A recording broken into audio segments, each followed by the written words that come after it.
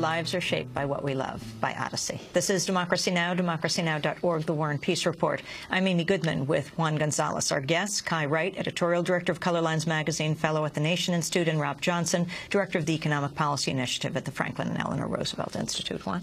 Rob, I wanted to follow up on what we were talking about before the break. You were mentioning the regulation of derivatives and as the San Andreas fault of this legislation. Could you expound on that? What is the bill proposing to do, and what really should be done in terms of this time bomb, this continuing time bomb of derivatives in our economy? The derivatives are traded what's called over-the-counter, which means embedded on the balance sheets of the large too-big-to-fail banks.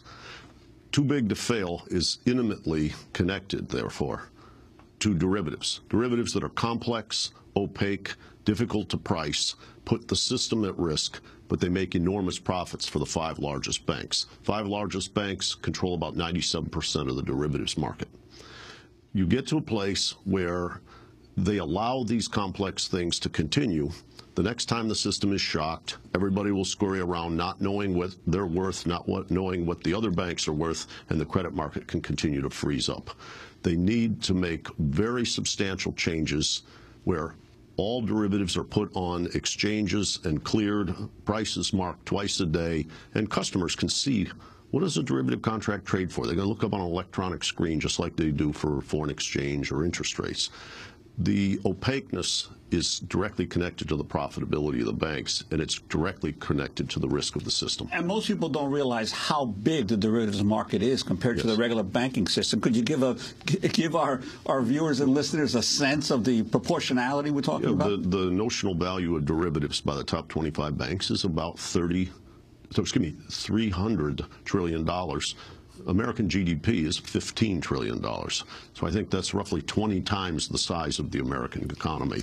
It is the biggest dimension of the balance sheets of all the major banks. And it's largely unregulated. And it's largely unregulated. And if they were going to tolerate these so-called end-user exemptions, they should pay a huge capital surcharge for the right to put the system at risk, and that's not what's happening. Rob Johnson, I almost missed your testimony in October because I blinked, but you were the only industry expert who was invited to testify before the House Financial Services Committee on the derivatives market. Right. Talk about what happened in October. What happened in October is that with about 14 hours to go, Americans for Financial Reform and other consumer groups and labor unions became upset. They didn't have anybody being represented with a point of view.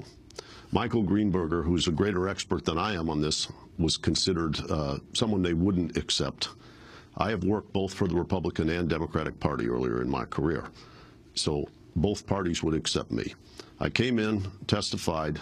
Melissa Bean was in the chair, a congressperson from Illinois who's very friendly with the banks. And she gabbled down my opening statement. I asked if I could submit the rest for the record. And prior to the testimony, I said, I'd like to be able to put this in the record because you're asking me to testify on a 142-page bill with about 14 hours notice. How much time did you speak? 14 hours. I spoke for about 4 minutes before I got cut off, after listening for an hour and a half to eight different industry group representatives. Subsequently, there was a rough and tumble, and eventually Barney Frank was cornered by the Christian Science Monitor and I believe Harper's Magazine in a press conference, and he said, mea culpa. He called me. I met with him, and he apologized, and he put things on the website and in the record. So your entire testimony that you didn't get to give was put into the record? Yes. It's available on their website from October 7th of 2009. It's there now. It's easier to understand now, this issue of people not really understanding what's going on. Kai Wright, the significance of this and what is able to be gotten away with and who really gets hurt in the long run. I mean, I think we can't underestimate the problem of it being so complicated on its it sounds complicated, right, when we start talking about it. But it's actually really quite simple. When I started reporting on the subprime crisis, what struck me probably the most was how unsurprised anybody who had been working in communities where all of this predatory lending had been taking place for 15 years. What are those communities? They're largely Black and Latino communities, but they're working class communities all over the country. Places where we had run up, where credit card companies and payday lenders and the whole swarm, I would call it, of financial players had run up a bunch of debt and put people with their backs against the wall and left them vulnerable to these come-ons from mortgage murders. Keep in mind again, that's something like 60% of subprime borrowers were steered into these loans.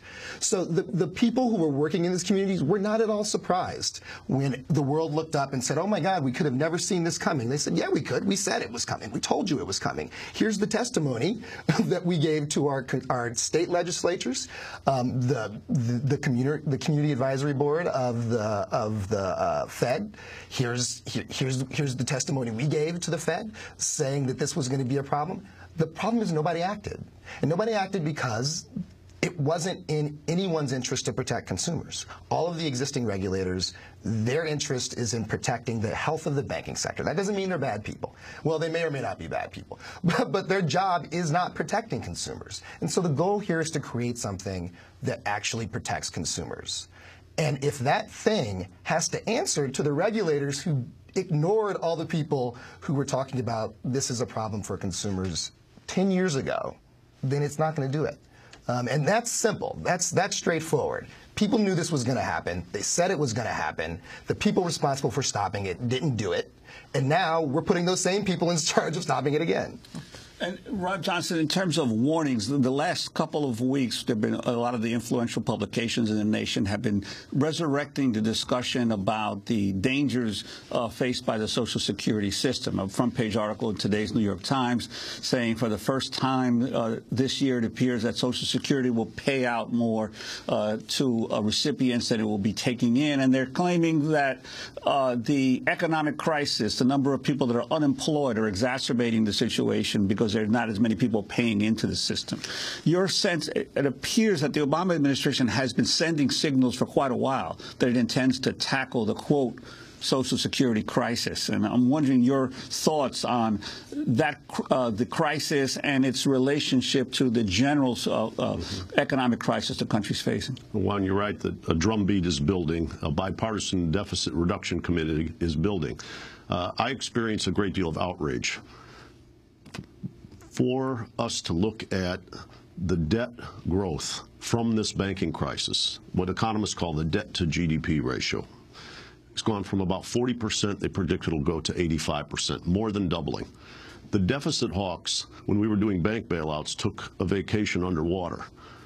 They're now talking as though grandma in 2049 is risking our financial health. I don't see any of those same people on deck as deficit hawks saying we need financial reform of a really profound because we can't afford to go from 85 to 125% of GDP with our debt.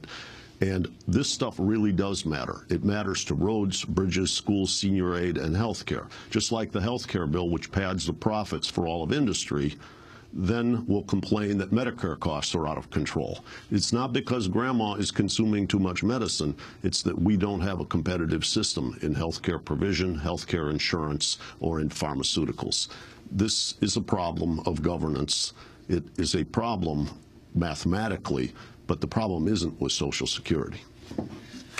And yet, as we were talking before the show, Juan, we are seeing a drumbeat of newspaper articles. Now on television, you see all the pundits saying, have you seen Social Security? It looks like more is being paid out than we're taking in. The drumbeat is developing. Right.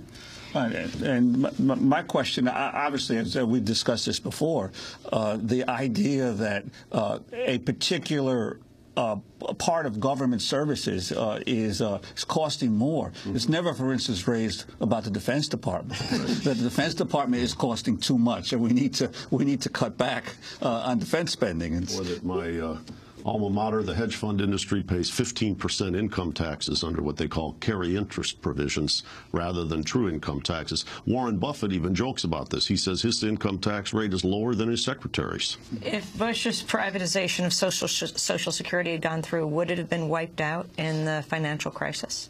Well, it would have taken the same magnitude of losses that, say, the equity market did, so a substantial amount of losses, yes. Lehman Brothers head Brian Marsal was just in Berlin at a bankruptcy conference, and in an interview with the British